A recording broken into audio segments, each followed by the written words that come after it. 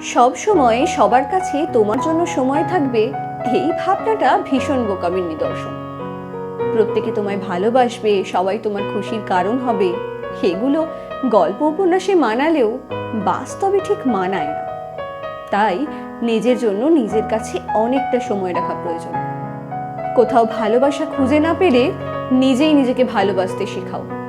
নিজের পছন্দগুলোকে প্রাধান্য দিতে শেখো, যেগুলো তোমাকে হাজারো মন খারাপে অনাবিল আনন্দ এনে দিতে পারে। পছন্দের যা কিছু আছে, নিজের যা কিছু ইচ্ছা আছে, সব কিছু পূরণের চেষ্টা করো শেষ মুহূর্ত পর্যন্ত। এই পৃথিবীটা ভীষণ রকম স্বার্থপর, জানো তো? তাই নিজেকে খুশি রাখার দায়িত্ব শুধুমাত্র তোমার নিজের, বুঝলে?